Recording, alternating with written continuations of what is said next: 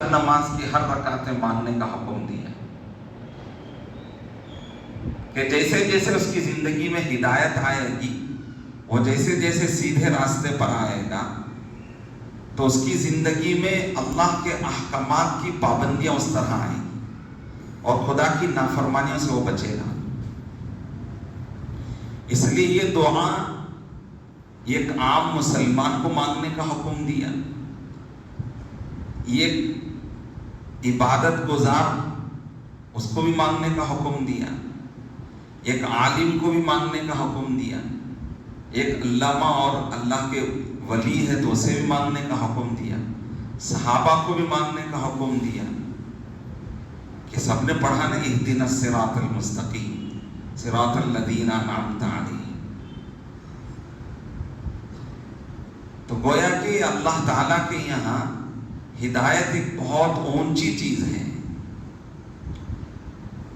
جیسے جیسے وہ زندگی میں آتی ہے اس کا ایک ایک بول صحیح ہوگا، اس کی زبان سے بھی چوک نہیں ہوگی، اس کی آنکھ غلط نہیں دیکھے گی۔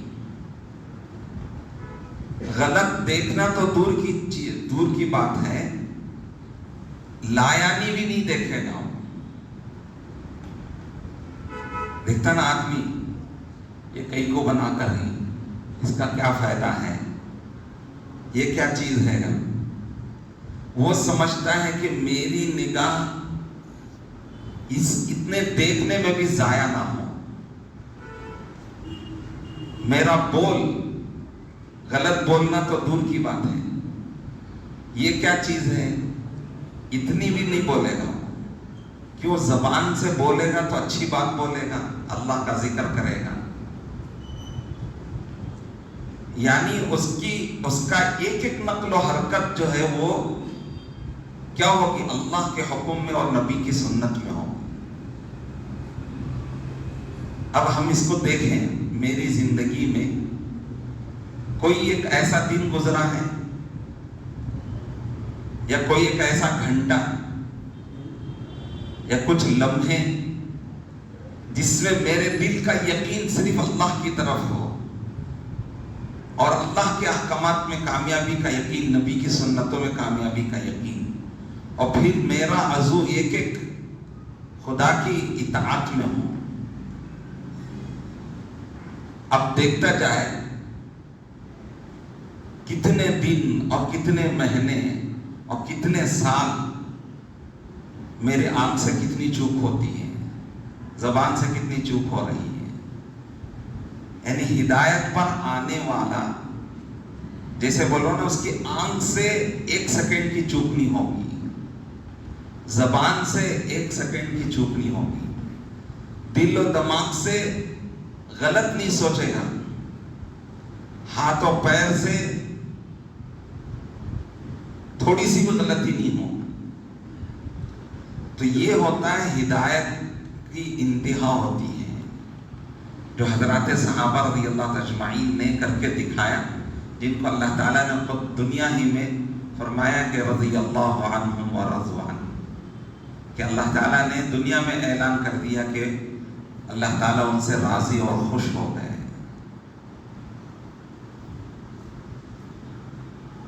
تو اب بتاؤ کہ ہم اس ہدایت تک پہنچنے کے لیے کتنی کوشش کرنی ہے اور کتنی محنت کرنی ہے کہ ہمارے دل کے یقین سے لے کر ہمارے بدن کا ایک ایک عضو خدا کی اطاعت و فرما برداری میں اور نبی کی اطاعت و فرما برداری میں آ جائے اور خدا کی روکی ہوئی چیزوں سے رک جائے، نبی نے جن باتوں سے منع کیا اس سے رک جائے، تو یہ ہدایت کا اعلیٰ درجہ ہوتا ہے کہ اس کے دل میں آخرت کا شوق پیدا ہو، دنیا سے بے رغبتی ہو، دنیا کی محبت اس کے دل میں نہ ہو، اللہ اور اس کے رسول کی محبت ہو، اور پھر اللہ کے دین کی محبت، دین کی محنت کی محبت اس کے دل میں سب سے زیادہ ہو، کہ اس کی صلاحیتیں، اس کا جان و مال سے وہ یہ چاہے کہ دنیا میں کہ اللہ کے احکامات زندہ ہو جائیں، نبی کی سنتیں زندہ ہو جائیں، اللہ کا دین زندہ ہو جائے، اس کے یہ جذبات بنے،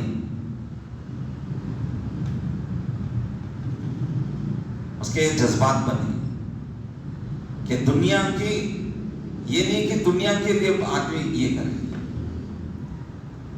اس لیے کہ فرمایا کہ الدنیا دار لہ من لا دار لہ، دنیا اس کا گھر ہے جس کا کوئی گھر نہیں ہے آخرت میں۔ دنیا مال لا مال لہ، یعنی دنیا میں آدمی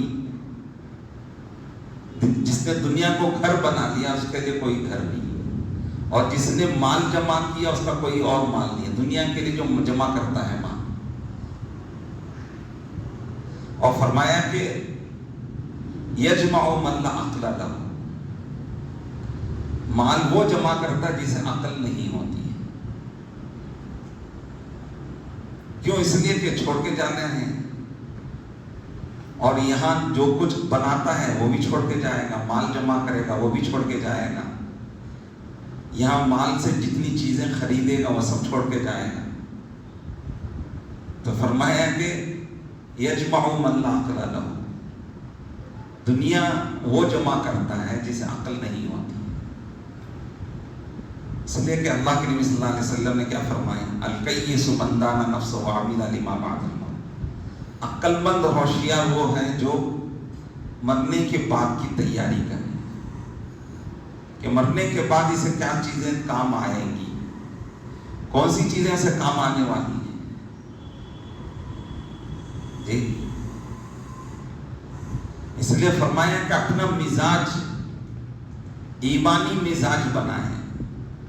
ایک ہوتا ہے حیوانی مزاج ہوتا ہے، مولانا ابراہیم صاحب دامت برکاتہم نے ملک کے پرانوں کے جوڑ میں یہ باتیں انہوں نے فرمائی۔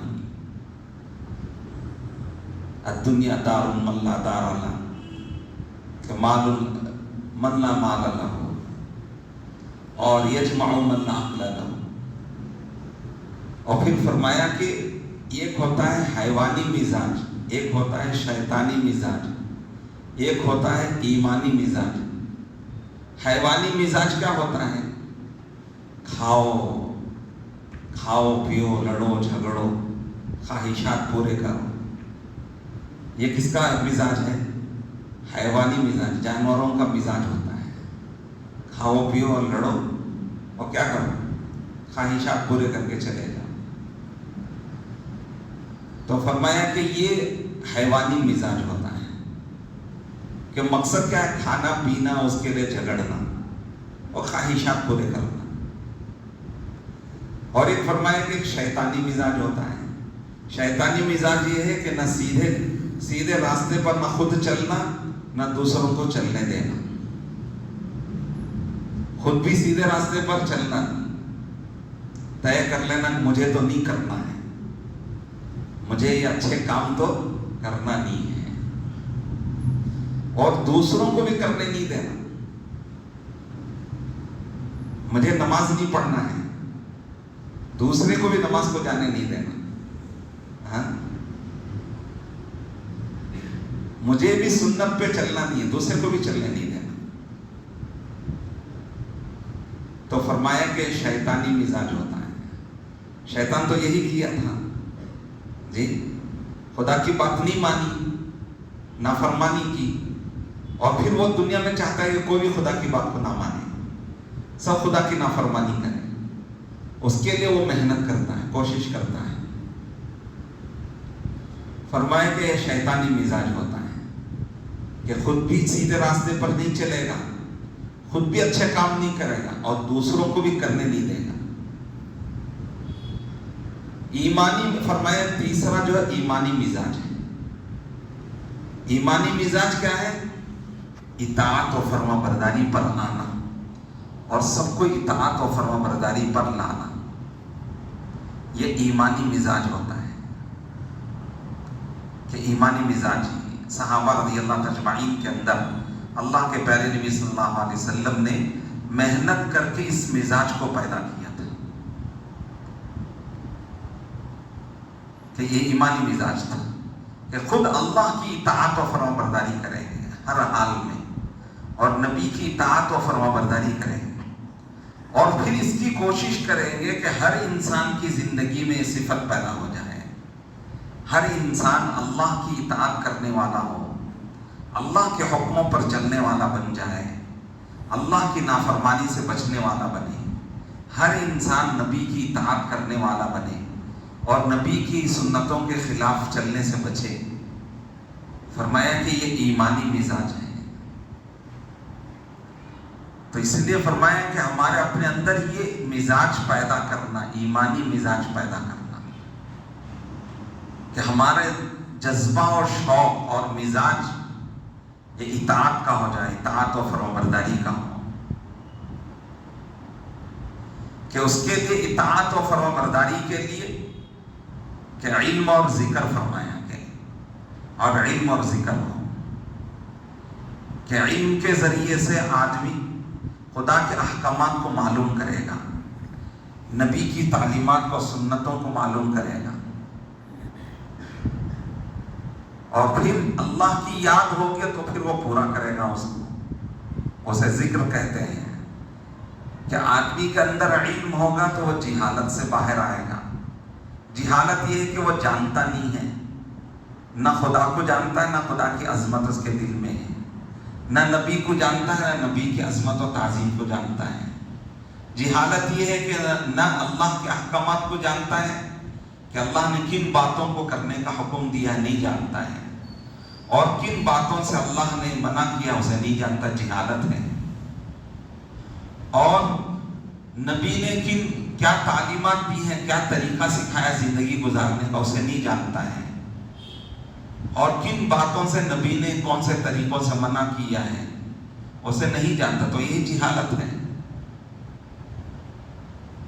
تو اس لیے فرمایا کہ علم اور ذکر جو ہے یہ گاڑی کے دو پہیے ہیں،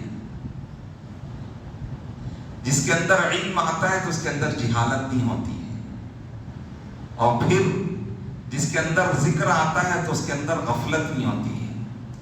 فرمایا کہ جو غافل ہوتا ہے وہ نافرمانیوں میں پڑ جاتا ہے، اور فرمایا کہ جو ذاکر ہوتا ہے وہ خدا کی اطاعت و فرمانبرداری میں لگا رہتا ہے۔ کل مطیع ذاکر، فرمایا ہر اطاعت کرنے والا ذاکر ہے، یعنی اللہ کی اطاعت و فرمانبرداری کرنے والا وہ گویا کہ اللہ کو یاد رکھنے والا ہے ہمیشہ۔ کیا مطلب؟ غافل نہیں ہے۔ جو غافل ہوگا فرمایا کہ وہ معصیت میں پڑے گا۔ آپ نے سنا ہوگا فضائل اعمال میں حضرت شیخ الحدیث رحمۃ اللہ علیہ نے ایک جگہ لکھا ہے کہ ایک بزرگ نے اللہ سے دعا کی کہ اللہ، شیطان دل میں وساوس کیسے ڈالتا ہے، برے خیالات کیسے ڈالتا ہے، اے اللہ مجھے اس کو دکھا دے۔ انہوں نے اللہ سے دعا مانگی تو اللہ تعالیٰ نے ان کو دکھایا، تو شیطان جو ہے وہ مچھر کی شکل میں مونڈے پر بیٹھا ہے، اور مچھر کا سونڈ ہوتی ہے سوئی کی طرح سے۔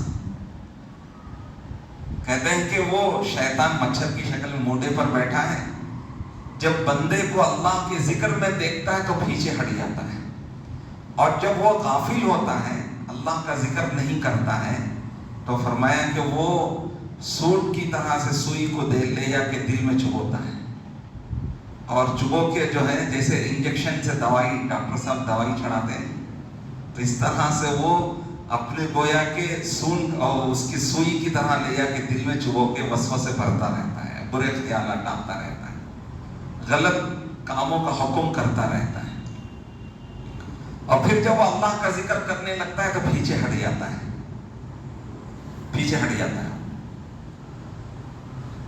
تو اس لیے فرمایا کہ جو بندہ اللہ کے ذکر میں رہتا ہے وہ اطاعت و فرما برداری میں رہتا ہے، جو غفلت میں آ جاتا ہے وہ معصیت سے قریب ہو جاتا ہے، وہ گناہوں سے قریب ہو جاتا ہے، گناہوں میں ملوث ہو جاتا ہے۔ تو اس لیے ہر نماز کے بعد دعا مانگنے کا حکم دیا۔ حضرت معاذ رضی اللہ تعالیٰ عنہ کو اللہ کے پیارے نبی صلی اللہ علیہ وسلم نے ایک مرتبہ فرمایا، انا احبک فی اللہ یا معاذ، اے معاذ میں تجھ سے اللہ کے لیے محبت کرتا ہوں. اور پھر اس محبت کا تحفہ اور ہدیہ کیا دیا؟ جیسے محبت ہوتی ہے تو آدمی محبت میں کیا دیتا ہے؟ جس سے محبت ہوتی ہے اسے کچھ دینا چاہتا ہے، ہدیہ دینا چاہتا ہے، تحفہ دینا چاہتا ہے، ہوتا نہیں ہوتا ہے؟ تو گویا کہ اللہ کے نبی صلی اللہ علیہ وسلم نے اس حدیث میں یہ الفاظ فرمانے کے بعد فرمایا کان احبک فی اللہ یا معاذ. ایک نبی اپنے ایک ادنا امتی سے کہ یہ الفاظ کہہ رہے ہوں تو بتاؤ حضور ان کو کتنا چاہتے تھے ہوں گے. حضرت معاذ رضی اللہ تعالیٰ نے ایک نوجوان صحابی تھے، 17 سال میں ایمان لے آئے اور 36 سال کی عمر میں وفات پا گئے. بڑے نوجوان تھے اور اللہ نے ان کو علم بہت دیا تھا. اللہ کے نبی صلی اللہ علیہ وسلم نے فرمایا کہ معاذ کل قیامت میں علماء کا جھنڈا ان کے ہاتھ میں ہوگا. کیا مطلب؟ پوری دنیا کے علماء ان کے جھنڈے کے نیچے ہوں گے. ان کی فضیلت بیان فرمائی. اور ایک جگہ فرمایا اعلم الحلال والحرام معاذ بن جبل. حلال اور حرام کا علم زیادہ علم رکھنے والے معاذ بن جبل ہیں. نوجوان صحابی، بالکل 17 سال میں ایمان لے آئے اور حضور سے علم حاصل کیا. تو اس لیے حضور کو ان کو بڑی محبت تھی. تو حضور نے اپنے زبان سے اس محبت کا اظہار فرمایا، انا احبک فی اللہ یا معاذ. اے معاذ میں تجھ سے محبت کرتا ہوں. اور پھر محبت کا تحفہ اور ہدیہ کیا دیا؟ فرمایا کہ اے معاذ اس دعا کو ہر نماز کے بعد پڑھنا، چھوڑنا نہیں، اس کو کبھی چھوڑنا نہیں، اس دعا کو پڑھنا. کیا سکھایا؟ اللہم اعنی علی ذکرک و شکرک و حسن عبادتی. اسے مانو، اس لیے کہ بندہ جب تک اللہ کی مدد نہیں ہوگی اللہ کے ذکر میں مشغول نہیں ہو سکتا اور اللہ کی نعمتوں کی شکر گزاری نہیں کر سکتا اور اچھی عبادت نہیں کر سکتا. تو بندہ اللہ کا محتاج ہے کہ اس کی توفیق کو اللہ سے ہی مانگے کہ جو چیز اللہ کو سب سے زیادہ چاہیتی ہے، پسندیدہ ہے، وہ چیز اپنے اندر پیدا کرنے کے لیے اللہ ہی سے اس کی توفیق کو مانگنا ہے کہ اللہ کو یہ سب سے زیادہ چاہیتی چیزیں ہیں کہ اللہ بندہ ہر وقت اللہ کے ذکر میں رہے. اسی لیے قرآن میں اللہ تعالیٰ نے کیا کہا؟ وَلَذِكْرُ اللَّهِ أَكْبَرُ. اللہ کا ذکر سب سے بڑی چیز ہے. اصل میں ہم کیا سمجھتے ہیں؟ ذکر کس کو سمجھتے ہیں؟ زبان سے تھوڑی دیر تسبیح لے کے پڑھ لینے کو ہم ذکر سمجھتے ہیں. ہاں وہ بھی ذکر ہے، لیکن اصل ذکر یہ ہے کہ آدمی 24 گھنٹے کے ہر لمحہ اللہ کو یاد رکھے، اللہ سے غافل نہ ہو، کہ اللہ کی طرف اس کا دھیان رہے. کاروبار میں ہے اس کا دھیان اللہ کی طرف ہو، جی گھر میں ہے اس کا دھیان اللہ کی طرف ہو، دوستوں کی محفل میں ہے اس کا دھیان اللہ کی طرف. کیا مطلب؟ اسے یہ خیال رہے کہ مجھے اللہ دیکھ رہا ہے، اس وقت میرا اللہ مجھ سے کیا چاہتا ہے، کہ میرا اللہ اس وقت مجھ سے کیا چاہتا ہے. کاروبار میں ہے تو یہ دھیان رہے کہ اس وقت مجھے اللہ دیکھ رہا ہے، اس وقت میں میرے لیے اللہ کا کیا حکم ہے، میری طرف اس وقت میں اللہ کا کیا حکم متوجہ ہو رہا ہے. شادی بیاہ میں ہے تو یہ دھیان میں رہے کہ یہ اللہ تعالیٰ مجھے دیکھ رہے ہیں اور اس وقت میں اللہ کا حکم میری طرف کیا متوجہ ہے کہ میں اس کو پورا کروں. خوشی کی محفل میں ہے تو اس وقت میں، غم کی محفل میں ہے تو اس وقت میں، دوستوں کی محفل میں تو اس وقت میں، آدمی کھا رہا ہے تو اس وقت میں، گھر میں ہے تو اس وقت میں، ہر وقت اس کا دھیان اللہ کی طرف ہو. یہی اللہ کا ذکر کہلاتا ہے. ایک ہے اللہ کو یاد کرنا، ایک ہے اللہ کو یاد رکھنا. یاد کرنا تھوڑی دیر ہوگا، تسبیح پڑھیں گے. ذکر کرنا، اللہ کو یاد کرنا اس لیے تاکہ اللہ ہمیشہ یاد رہے، اللہ کا دھیان ہمیشہ پیدا ہو جائے. تو اس لیے فرمایا کہ یہ اللہ سے مانگو، ہر نماز کے بعد مانگو. فجر میں آ رہے ہیں، فجر کی نماز کے بعد مانگو کہ اب فجر سے لے کے ظہر تک کہ تم اللہ کی یاد میں رہو، اللہ کے ذکر میں رہو۔ ایک اللہ کا ذکر جیسے تسبیح پڑھتے ہیں، صبح و شام کی تسبیحات ہیں، ہر نماز کے بعد 33 مرتبہ سبحان اللہ، 33 مرتبہ الحمدللہ، 34 مرتبہ اللہ اکبر پڑھ لیتے ہیں، یا صبح میں 3 تسبیح پڑھ لیتے ہیں، تیسرے کلمے کی، درود شریف کی، استغفار کی، یہ بھی ذکر ہے۔ اسی طرح ہر موقع محن کی دعائیں سکھایا اللہ کے نبی صلی اللہ علیہ وسلم نے سکھایا ہے۔ اوپر چڑھے تو اللہ اکبر پڑھتے ہوئے چڑھو، نیچے اترے تو سبحان اللہ پڑھتے ہوئے، جی ہر موقع کی دعائیں سکھائیں۔ کھاتے ہو کیا دعا پڑھنا چاہیے، کپڑے پہنتے ہو کیا دعا پڑھنا چاہیے، مسجد میں داخل ہو تو کیا پڑھے، مسجد سے نکلے تو کیا پڑھے، بازار میں چلے تو کیا پڑھے، جی کسی کو مسکراتا ہوا دیکھے تو کیا پڑھے، کسی کو مصیبت میں دیکھے تو کیا پڑھے، مسلمان سامنے آ گیا تو اسے کیسے سلام کرے۔ یہ سب کیا ہے، اللہ کو یاد رکھنا ہے کہ ہر حال میں دیکھے کہ اس وقت میں اللہ کا حکم کیا متوجہ ہو رہا ہے۔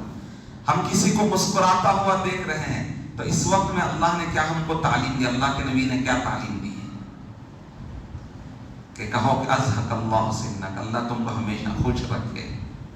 جی اب کوئی بیمار پریشان مصیبت میں ہے، فرمائے کہ اس وقت پڑھو الحمدللہ الذی عافانی مما ابتلاک بہ، کہ تمام تعریفیں اللہ تعالیٰ کی ہے، اللہ نے مجھے اس بیماری سے بچا کے رکھا ہے۔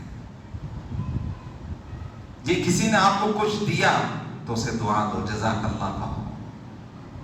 جی سامنے سے ایک مومن مسلمان آ رہا ہے تو سلام کر، السلام علیکم ورحمۃ اللہ وبرکاتہ، یعنی اس کی خیر خواہی کرو، اچھائی چاہو، کہ دعا دے رہے ہو۔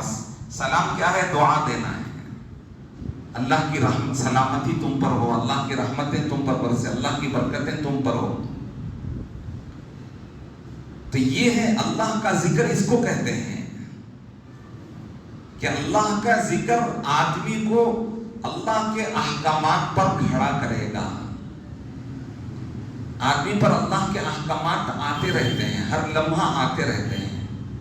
اللہ کے احکامات، نبی کی سنتیں اس کے پاس متوجہ ہوتی رہتی ہیں، ہر لمحہ آتی رہتی ہیں۔ تو اس وقت میں اللہ کا ذکر کرنا کیا مطلب ہے؟ یہ اس وقت کی چیز کو، اس وقت اللہ کے حکم کو پورا کرنا۔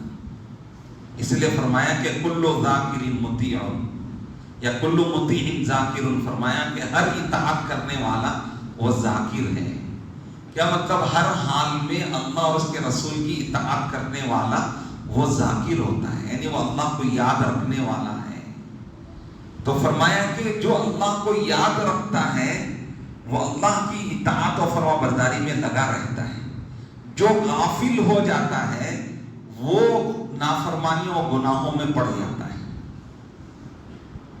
اس لیے فرمایا کہ آدمی ذاکر ہونا چاہیے، غافل نہیں ہونا چاہیے۔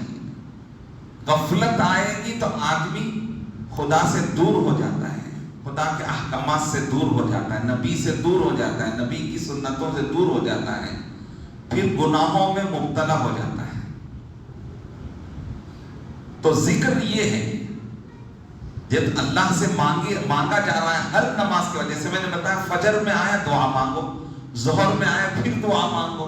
یہ نہیں کہ بھئی فجر میں مانگ لیا بس اتنا کافی ہے، بھئی ایک دن مانگ لیا کافی ہے، اب سال میں ایک مرتبہ مانگیں گے، جی ہفتے میں ایک مرتبہ مانگیں گے، مہینے میں ایک مرتبہ، سال میں ایک مرتبہ مانگ لے کافی نہیں۔ اللہ کہہ رہے ہیں کہ تم اتنے محتاج ہو کہ ہر نماز کے بعد مانگو اس کو، اللہم اعنی علی ذکرک، کہ اللہ کے ذکر پر مدد مانگو اللہ۔ جیسے میں نے بتایا کہ ذکر یہ ہے کہ ہر وقت اللہ یاد رہے، اللہ کی اطاعت میں لگا رہے بندہ۔ جتنا وہ اللہ کو یاد کرے گا اتنا وہ اللہ کی اطاعت کرے گا، جتنا اللہ کو یاد رکھے گا۔ اور اسی طرح دوسری چیز سکھایا کہ وَشُكْرِكَ، اللہم اعنی علی ذکرک وَشُكْرِكَ، اللہ کے شکر کرنے پر بھی اللہ کی مدد مانگو۔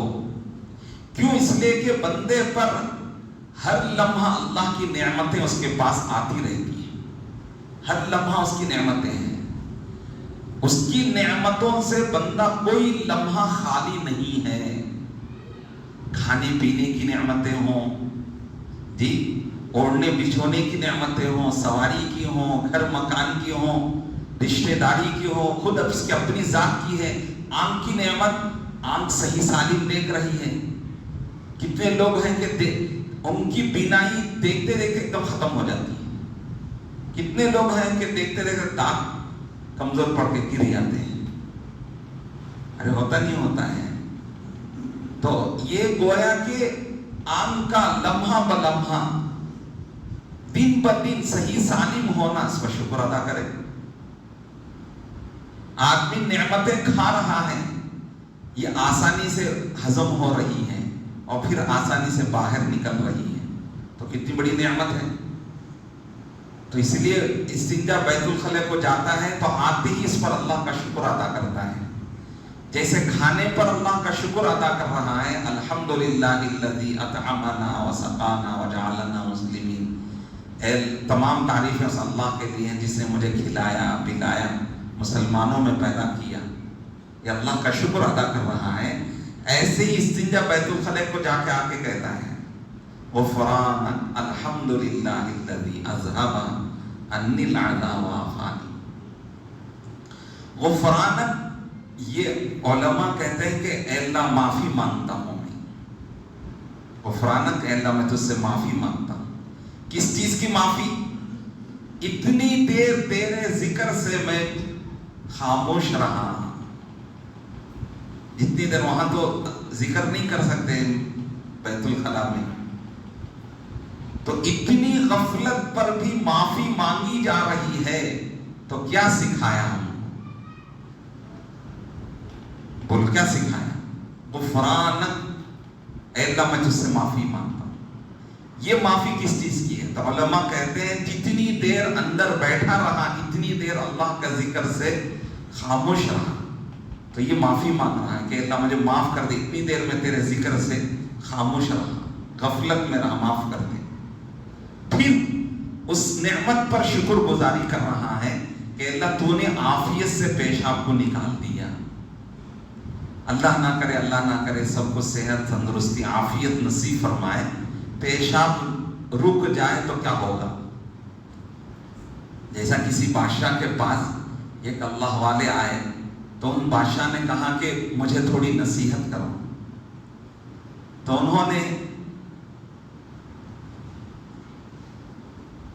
کیا کہا کہ پانی منگوایا اور کہا کہ اگر تم کو پیاس لگ جائے، ایک تم کو پانی کی سخت پیاس لگ جائے اور اتنی سخت پیاس لگے کہ برداشت نہ ہو، جان جانے کے قریب ہو، اور تم کو اگر یہ کہا جائے کہ تم آدھی حکومت دو گے تو تم کو پانی، ایک گلاس پانی ملے گا، کیا کرو گے؟ تو ان بادشاہ نے، بزرگ نے نصیحت کیا کی کہ تم کو اتنی سخت پیاس لگ گئی اور پانی نہیں مل رہا ہے، کہا کہ تم آدھی حکومت دو گے تو تم کو ایک گلاس پانی ملے گا، تو کیا کرو گے؟ تو کہا کہ میں دے دوں گا جان بچانے کے. تو پھر کہا کہ تم نے یہ پانی پی لیا، اب پانی باہر نہیں آ رہا ہے، اور پانی باہر آنے کے لیے تم کو آدھی حکومت دینی پڑے گی، کیا کرو گے؟ تو کہا کہ دے دوں گا. فرمایا کہ بس تمہاری حکومت کی یہی قیمت ہے کہ جس کے لیے تم اتنا اترا رہے ہو کہ میں اتنا بڑا بادشاہ ہوں، اتنی دولت ہے. تو اللہ کی اتنی بڑی نعمت ہے، تمہاری ساری سلطنت اور حکومت ایک گلاس کی قیمت نہیں ہے. ایک گلاس اللہ کی نعمت کی، اس پانی کی قیمت نہیں ادا کر سکتی. ایک پیشاب کی قیمت نہیں ادا کر سکتی. پیشاب رک جائے تو تم کو حکومت دینی پڑے گی، تو تمہاری حکومت کی قیمت ایک پیشاب نہیں ہے کہ جس سے تم اتنا اترا رہے ہو، اتنا گھمنڈ کر رہے ہو. تو اس لیے فرمایا کہ اس پر اللہ کی شکر گزاری کو مانگو. اللہم اعنی علی ذکرک و شکرک، کہ ہر لمحہ اللہ کی نعمتیں بندے کی طرف آتی رہتی ہے. ہر لمحہ ورنہ آدمی کو بیمار ہونے کے لیے منٹوں سیکنڈوں میں بیمار پڑ جاتا ہے۔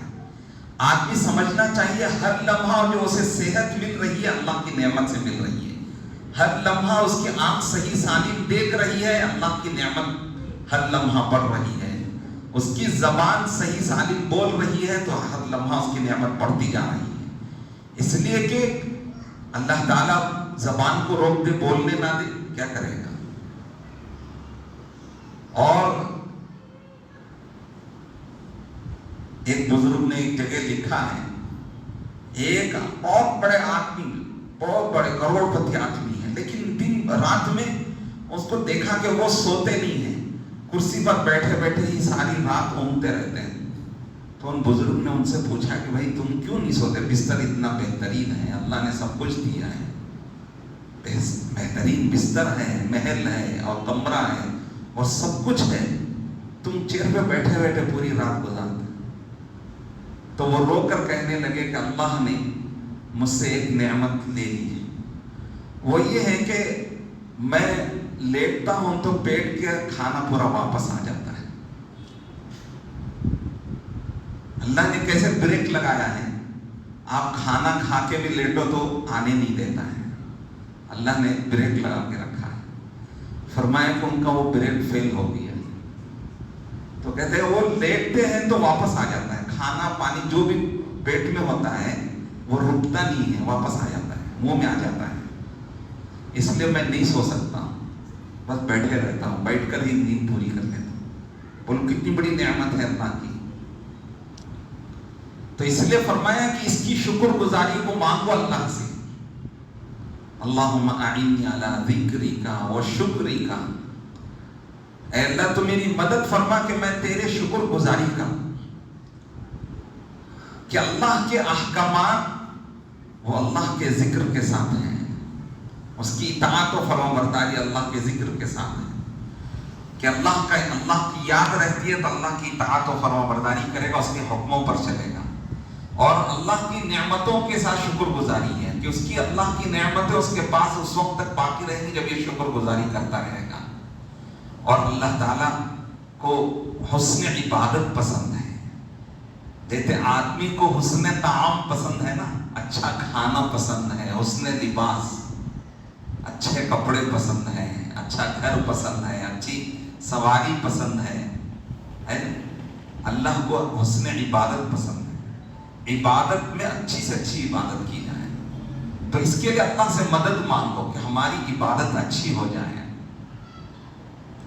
تو یہ دعا سکھائی حضرت رسول پاک صلی اللہ علیہ وسلم نے حضرت معاذ رضی اللہ تعالیٰ کہ ہر نماز کے بعد اس دعا کو مانگنا چھوڑنا نہیں، تاکید فرمائی کہ اس کو چھوڑنا نہیں ہے، کیوں؟ اسی کے ذریعے سے بندہ اللہ کی یاد میں لگا رہے گا، اللہ کی اطاعت میں لگا رہے گا، اللہ کی نعمتوں کی شکر گزاری میں رہے گا، جس کی وجہ سے اللہ کی نعمتیں اس پر ہمیشہ باقی رہیں گی، بڑھتی رہیں گی، اور پھر اللہ کی عبادت، اللہ جس مقصد کے لیے ہم کو دنیا میں بھیجا ہے وہ مقصد جو ہے عبادت ہے، کہ ہماری زندگی میں عبادت آ جائے، کہ اس محنت سے بھی یہی بات چاہی جا رہی ہے کہ ہماری زندگیوں میں عبادت کامل طریقے سے آ جائے۔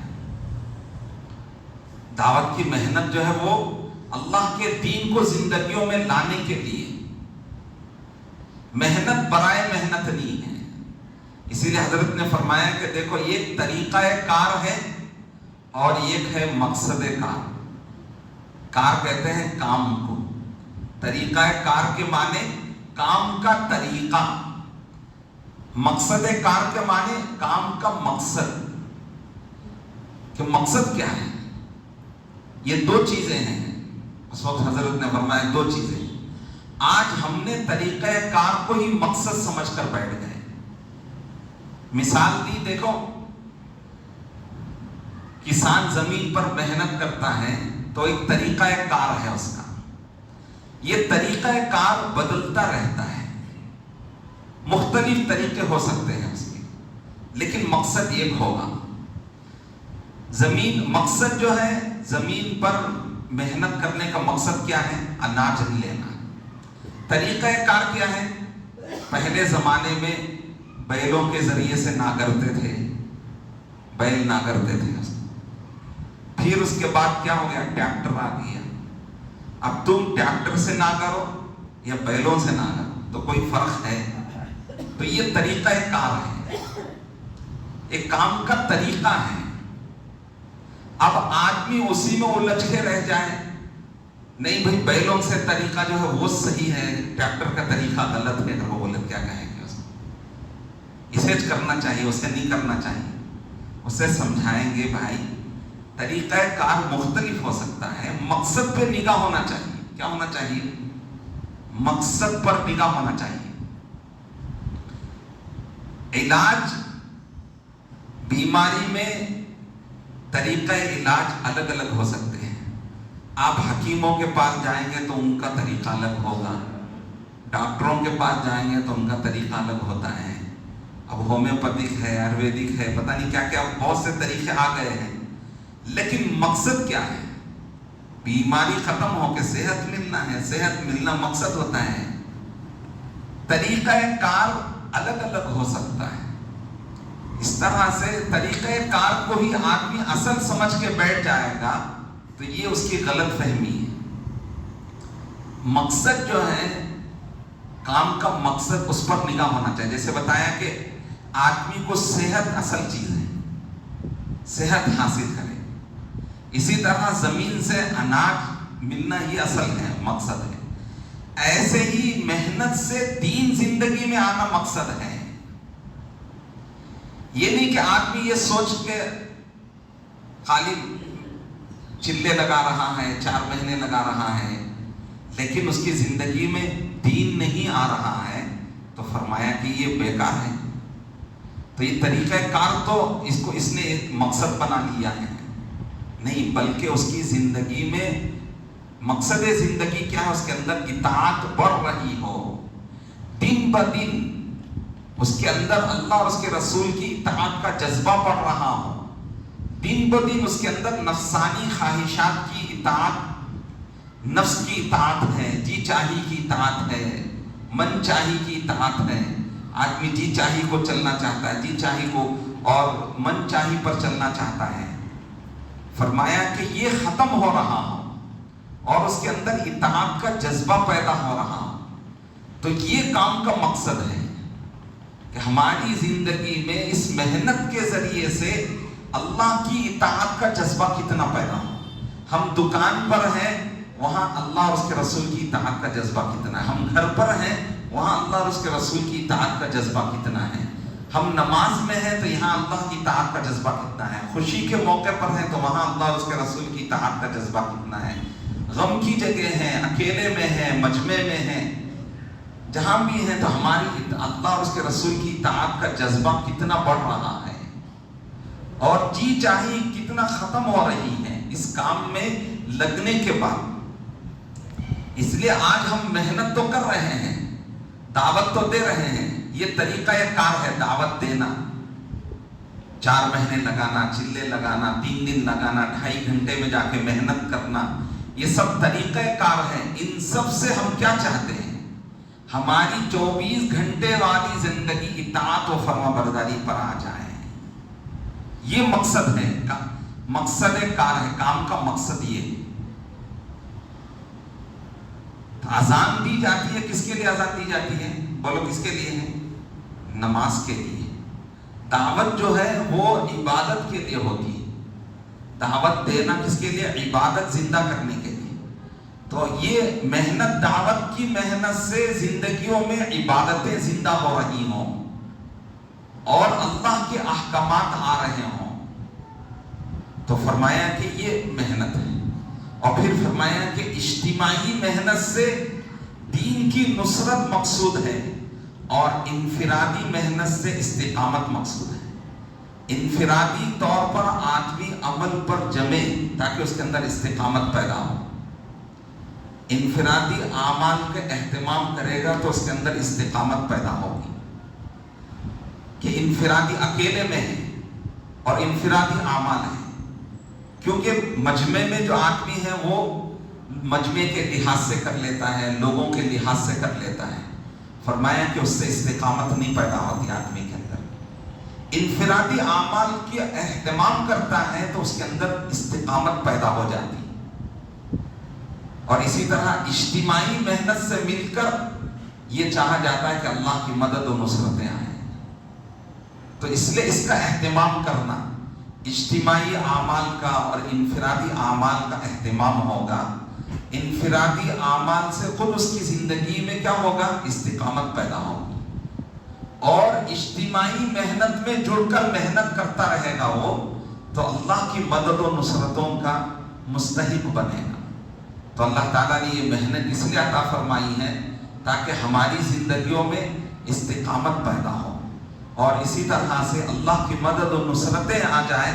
اس کے لیے محنت اور قربانیاں ہیں. جتنی محنت اور قربانیاں جان و مال کی دیں گے تو انشاءاللہ اللہ کی مدد و نصرتیں بھی آتی ہیں، اور پھر ہمارے اپنے اندر استفادہ بھی پیدا ہوگا.